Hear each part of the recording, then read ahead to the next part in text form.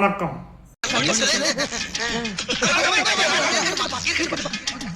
Welcome back our channel. இந்த வீடியோவில் எதை பற்றி பார்க்க போகிறோம் அப்படின்னா, சில மீம்ஸ் அண்ட் ரீல்ஸ் அதோட ரியாக்ஷன் தான் பார்த்துருவோம்.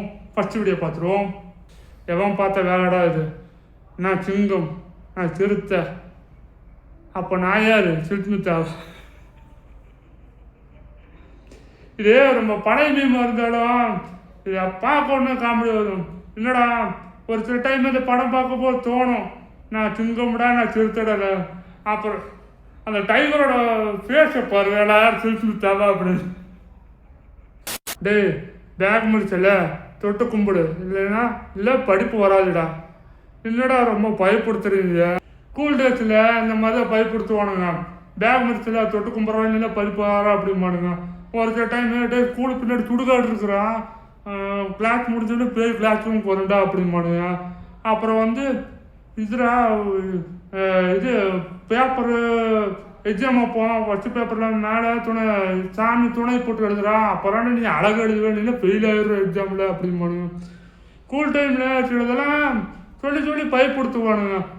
அப்புறம் கிளாஸ் டீச்சர் வராங்கடா உட்காந்து படுறா அப்படின்னு சொல்லி பயப்படுத்துவானுங்க.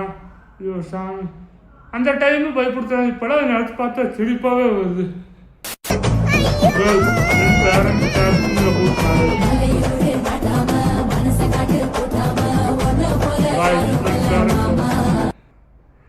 என்னன்னா பசங்களை பொறுத்த வரைக்கும் வீட்டில் மேரேஜ் பற்றி பேசினாலே ஒரே குச்சியாக ஆகணுங்க, அவ்வளோ குச்சியாக இருக்கும். அப்பா ஃபோட்டோ கேட்கும்போதே நமக்கு ஒரு இதாக இருக்கு, வச்சே நமக்கு பொண்ணு பார்க்குறாங்களா அப்படின்னு. அது ரொம்ப குச்சியாக தான் இருக்கும். என்ன மச்சான் டிபியை காணோம்? அது ஒன்றும் இல்லைடா, சின்ன டிப்ரெஷன் ஆகிடுச்சு. அது எல்லாருக்கும் தெரியப்படுத்தணும் தான். இந்த டைமு வாட்ஸ்அப்பில் டிபி வைக்காத போது காரணம் என்னன்னா டிப்ரெஷனே வெளியே தடுப்பு. கொஞ்ச நாள் நானும் அப்படித்தான் இருந்தேன், சேட்டச்சு டிபியே வைக்காம இருந்தேன். அது சில டைம் அப்படி தான் தோணும். டிபி வைக்கிறதுக்கு தோணாது. எந்த ஃபோட்டோட வைக்கிறது, கம்முன்னு டிபியை வைக்காம இருந்ததா அப்படி சில டைம் தோணும். அது சில டைம் டிப்ரெஷனாக இருக்கும்போது அந்த மாதிரி தான் வைக்கணும்னு தோணும். உங்களுக்கு அதே மாதிரி இருந்துச்சுன்னா கமெண்ட் பண்ணுங்க. My school days class end at 4, me and friend 3:45. அது என்னென்ன தெரியல, ஸ்கூல் டைப் அப்படித்தான். கிளாஸ் முடியாது 4 மணிக்கு முடியும். ஆனால் அப்படியே ஒரு 5 நிமிஷம் 10 நிமிஷத்துக்கு முன்னாடியே போகிறோம். அப்படியே வீட்டுக்கு போகிற அப்படியே ஒரு சந்தோஷத்தில் பேகெல்லாம் தூக்கி வச்சுருவோம். காலேஜ் டைம்னால அப்படி தான். காலேஜ் 4 மணிக்கு முடியும். அந்த பஸ் ஸ்டாப்பில் போய் பஸ்ஸு பிடிக்கிறதுக்கு என்ன வேகமாக ஓடுறோம். எதுக்கு ஓடுறோம், பஸ்ஸு பிடிக்கிறது தான் ஓடுவானுங்க. எப்போ கிளாஸ் முடியும், அடுத்து கிளாஸ் முடிஞ்சதுக்கப்புறம் தான் போகணும்னு சொல்லுவாங்க. ஆனால் கிளாஸுக்கு முடிஞ்சதுக்கு 10 நிமிஷத்துக்கு முன்னாடியே ரெடியாக இருப்போம், எப்படியாவது போய் ஆகணும். School days memories friend. Past perfect continuous had been வருமா இல்லை கேவ் பீன் வருமா? நீ ஃபஸ்ட்டு பாஸ்ட் டென்ஷனாலே என்னென்ன தெரியாது. ஸ்கூல் டைமில் அப்படி தான் இங்கிலீஷ் டீச்சரு கிராமரில் எடுப்பாங்க. அந்த டைமு கேட்பானுங்க, பாஸ்ட் டென்ஸு பர்ஃபெக்ட்டு கண்டினியூஸு, இது கேட் பீனு அப்புறம் பாஸ்ட் பார்ட்டிசிபிள் ஒவ்வொன்றா இருக்கும். அந்த டைமு இங்கிலீஷ்னாவே கொஞ்சம் சுமார் தான். ஓகேவா? அதெல்லாம் அந்த டைமு ஃபஸ்ட்டு பாஸ்ட் டென்ஸு கன்னடா போடுறது, பர்ஃபெக்ட் டென்ஸு கன்னடா போடுறது அப்படின்னு.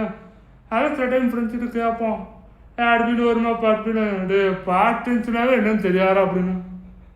நானும் அதே மாதிரி தான் இருந்தேன். பிளேயிங் திருடன் போலீஸ்.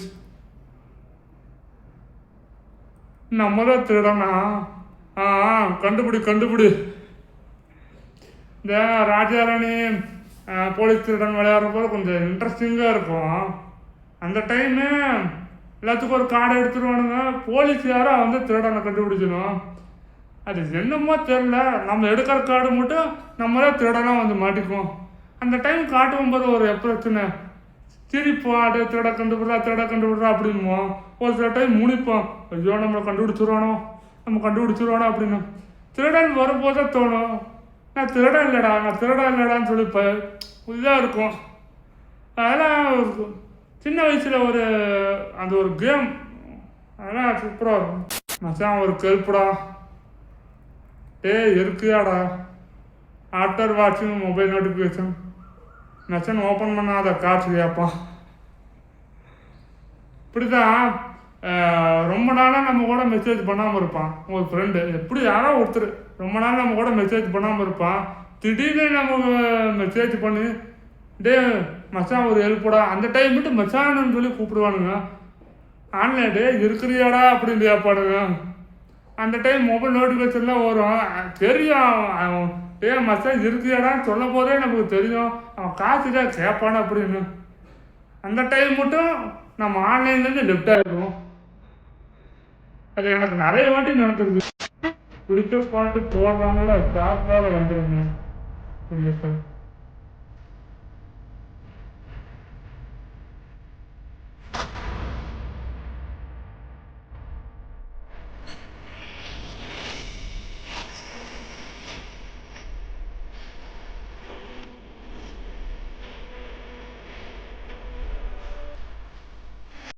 கரெக்டு தான். இந்த பஸ்ஸில் கவர்மெண்ட் பஸ்ஸு ப்ரைவேட் பஸ்ஸில் ஏறுவோம். அந்த டைமு நிறைய பாட்டு ஓடிக்கிட்டு இருக்கோம். சரி நமக்கு பிடிச்ச பாட்டு போடுவாங்களே பார்ப்போம். சரி நம்ம பிடிச்ச பாட்டு போடுற சமயத்தில் நம்ம பஸ் ஸ்டாப்பே வந்துடும். கரெக்டாக இப்போ நம்ம எப்போ பஸ் ஸ்டாப் வந்து இறங்குறப்போ அந்த டைம் தான் பிடிச்ச பாட்டு போடுவாங்க. நம்ம என்ன தான் பண்ணாலும் ஃபோன் யூஸ் பண்ணாலும் ஃபோன் பேச முடியாது, ஃபோனும் பார்க்க முடியாது. அவனுக்கு பஸ்ஸில் போடுற பாட்டு ரவுண்டு அதிகமாக இருக்கும். நம்ம ஃபோனும் யூஸ் பண்ண முடியாது. ப்ளூடூத் வச்சு போட்டு கேட்பான்னு பார்த்தா அதுவும் கேட்க முடியாது. சரி அவன் போடுற பாட்டு கேட்கலாம் நல்லா இருக்கும் அப்படின்னு சொன்னால் கடைசியில் நம்ம பிடிச்ச பாட்டு எப்போ போடுறோன்னா அந்த டைமு நம்ம பஸ் ஸ்டாப்பே வந்துடும். சே இது இடமே பழைய வாட்டி நடந்துருக்கு. உங்களுக்கு நடந்துச்சுன்னா கமெண்ட் பண்ணுங்க.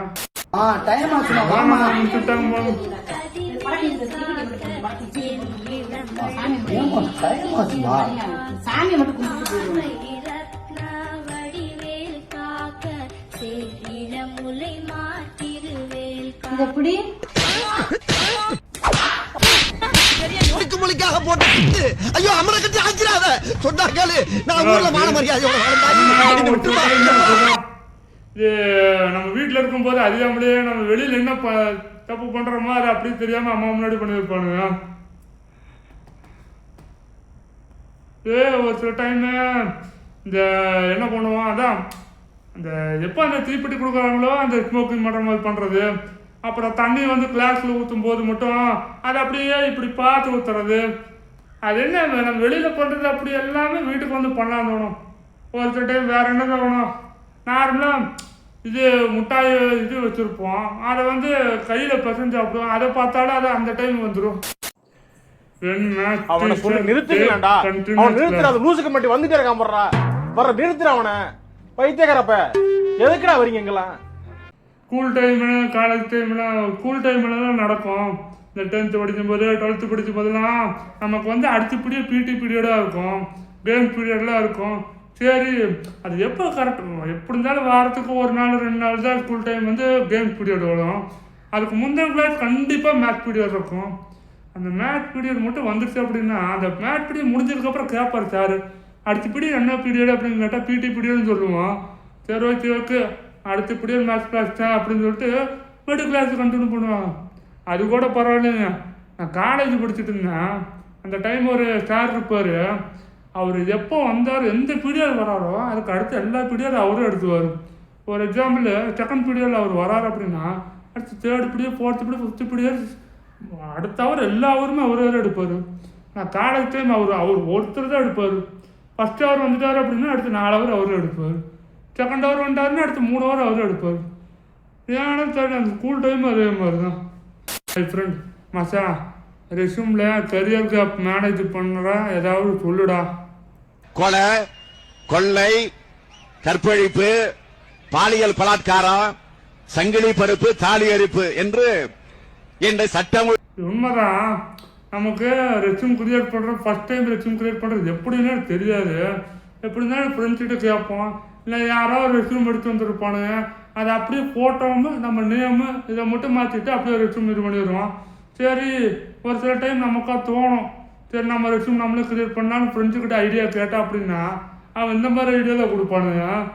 ஏன்னா ஒரு ஃப்ரெண்டை பற்றி ஒரு ஃப்ரெண்டுக்கு தான் தெரியும். அதுவும் கரியர் கிராப் இருந்துச்சுன்னா வச்சுக்கோங்க, அந்த கரியர் கிராப்பில் என்னென்ன பண்ணிட்டு இருப்பான் அதெல்லாம் தான் பண்ணிட்டு இருப்பானு. டீச்சர்ஸ் மீட்டிங்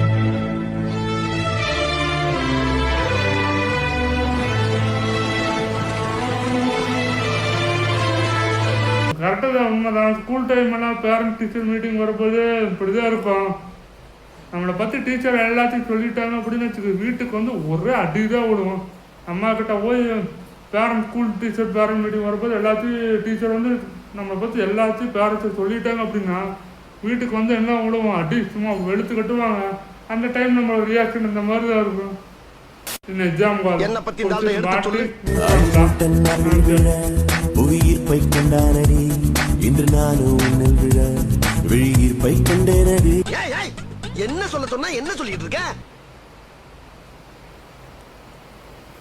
அது என்னன்னு தெரியல. இந்த எக்ஸாம் காலில் போகிற போது மட்டும்தான் நம்ம அந்த என்னென்னலாம் பார்த்தோமோ அதுதான் வரும். எவ்வளோ கஷ்டப்பட்டு திருப்பி திருப்பி படிச்சிருப்போம், அதெல்லாம் வராது. நம்ம யோசிக்கும் போது எழுதும் போது தான் தோணும். நேற்று ஒரு பாட்டு கேட்டது மண்டையில் வரும், அப்புறம் வந்து கிரிக்கெட் மேட்ச் பார்த்தது மேலே வரும், அப்புறம் வந்து ஏதாவது படம் பார்த்துருந்தோம் அப்படின்னா அது மைண்டுக்கு வரும். நிம்மதியாக கொஞ்சம் எக்ஸாம் எழுதலான்னு பார்த்தா நம்ம மைண்டு அதெல்லாம் தோணாது. இந்த மாதிரி தான் தோணிட்டு இருக்கு. உங்களுக்கு அதே மாதிரி தான் கமெண்ட் பண்ணி என்னன்னு சொல்லு.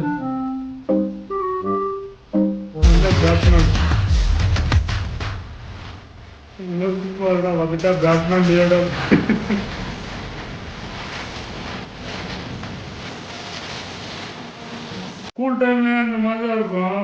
இந்த ஸ்கூல் டைம்ல சின்ன வயசுல இந்த ஸ்பைடர்மேனு, அப்புறம் இது ஃபீமேனு, இந்த மாதிரி சத்தியமானு இதெல்லாம் பார்த்துக்கிட்டு இப்போ எங்கடா லியோடாஸு அப்படின்னு சொல்கிறோம். நாங்களாம் சின்ன வயசுலேயே வந்து அப்படி பேசுவோம் ஃப்ரெண்ட்ஸுக்கிட்ட போய். நீ போய் படம் பார்த்து நாளைக்கு ஃப்ரெண்ட்ஸ்கிட்ட போயிட்டு நான் அந்தாண்டா பேட்மேனு, நான் அந்தாண்டா ஸ்பைடர்மேனு, நான் அந்தாண்டா ஃபீமேனு அப்படி ஒவ்வொருத்தராக சொல்லிட்டு கிடப்பானு. அந்த டைம் ஒரு காமெடியாக இருக்கும். இப்போதான் லியோடாஸு அப்படின்னு சொல்லிட்டு கிடக்கானு. Spiderman comes to India.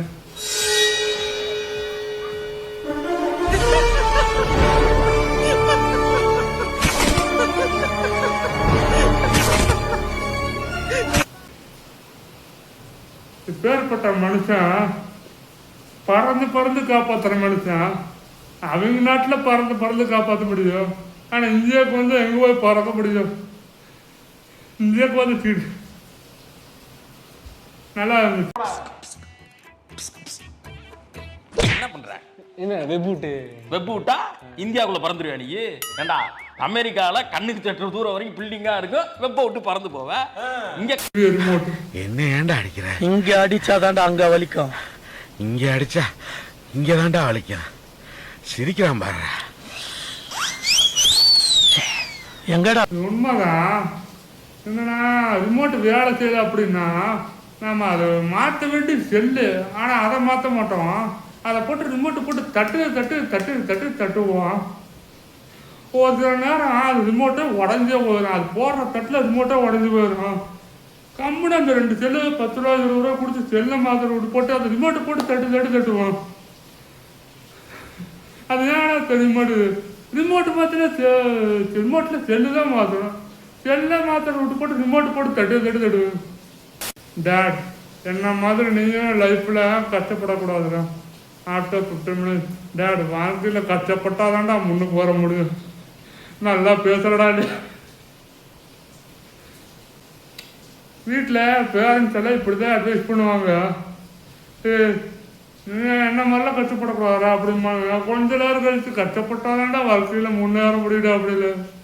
நீயும் வேணும் அட்வைஸும் வேணாண்டா அப்படிங்கிற மாதிரி தான் இருக்கும்.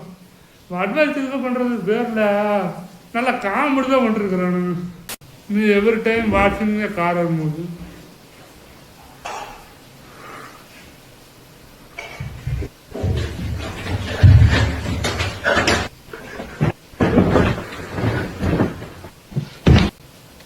உண்மைதான். இந்த பேய் படமெல்லாம் பார்த்துக்கிட்டு நம்ம வீட்லயே நம்ம பேய் படம் பார்த்துக்கிட்டு நம்ம வீட்டில் லைட் ஆஃப் பண்ணுறதுக்கே பயமாக இருக்கும். ரூமை பார்த்தாலே ஒரு பயமாக இருக்கும். இங்கே நம்ம ரூம்லேயே இங்கேருந்து பாத்ரூம் போகிறது கூட எல்லா லைட்டும் போட்டு விட்டு தான் பாத்ரூம் போவேன். ரிட்டர்ன் வரையில் லைட் ஆஃப் பண்ணிவிட்டு கூட ஓடி வந்து தான் படுப்பேன். அது ஏன் தெரியல, அந்த பேய் படம் பார்த்தனுக்கு மட்டும் எனக்கு அந்த மாதிரி இருக்கும். ஸோ அவ்வளோதான் கைஸ், வீடியோ முடிஞ்சிச்சு. ஸோ அந்த வீடியோ உங்களுக்கு பிடிச்சிருந்துச்சுன்னா லைக், ஷேர் அண்ட் சப்ஸ்கிரைப் பண்ணுங்கள். ஸோ உங்களோட ஒப்பீனியன் என்னங்கிறத கமெண்ட் பண்ணுங்கள். தேங்க்யூ ஸோ மச் ஃபார் வாட்சிங். நம்ம நெக்ஸ்ட் வீடியோவில் உங்களை பார்க்குறேன். பாய்.